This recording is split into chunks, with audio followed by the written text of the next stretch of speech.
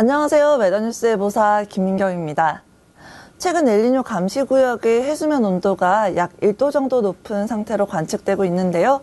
엘니뇨 발생 기준인 적도 부근 태평양의 해수면 온도가 6개월 이상 지속적으로 0.5도 이상 높은 기준을 충족시켜 지난 2009년 이후로 5년 만에 엘니뇨가 발생한 것으로 분석되고 있습니다. 현재 열대 서태평양 부근에서 강한 서풍 편차가 나타나고 있는 가운데 해저 고수온력도 점차 동진하면서 감시구역 해수면 온도도 함께 상승할 것으로 보이고요.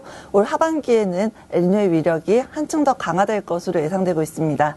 특히 국제기후사회연구소인 IRI와 노아 기상예측소 CPC에서 분석한 각국의 엘니뇨 감시 해역의 해수 평년 평차 예측 모델들을 살펴보면 대부분의 예보 모델이 여름부터 엘니뇨 현상의 발생을 예상했고요. 또한 여름철을 지나 가을철까지 유지될 것으로 분석하고 있습니다. 엘니뇨 현상이 나타나면서 올해는 평년보다 강한 슈퍼태풍이 발생할 가능성도 커지고 있는데요.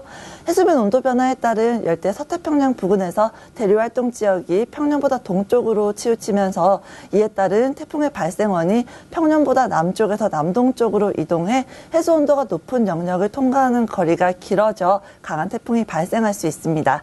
따라서 과거 엘니뇨가 발생했던 때의 태풍 경향으로 미뤄보면 평년보다 규모가 크거나 강도가 강한 태풍의 발생 수가 많아지는 경향이 있었습니다. 반면 엘니뇨는 태풍의 발생 수에는 큰 영향을 미치지 않는 것으로 분석되고 있는데요. 웨더뉴스 태풍센터에서 1951년부터 2005년에 태풍 발생 현황을 계절별로 조사한 결과 엘니뇨 현상이 발생했을 때와 발생하지 않았을 때 사이의 태풍 발생 수와는 연관성을 찾지 못했고요. 다만 엘니뇨가 발생했을 때 여름에 발생하는 태풍의 중심 기압이 낮아지고 가을에 발생하는 태풍의 수명이 길어지며 7월에서 9월에 발생하는 태풍의 수가 감소하는 경향이 있었습니다. 한편 올해 태풍 경향도 함께 살펴보겠습니다. 1951년 이후 태풍의 발생 수는 약 20여 년 주기로 증감하고 있습니다.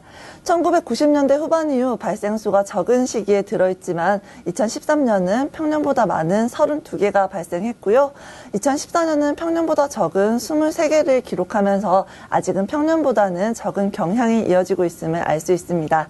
따라서 올해는 평년 수준의 24개에서 27개의 태풍이 발생하겠고요. 그중 3개에서 5개의 태풍이 우리나라에 영향을 줄 것으로 전망됩니다.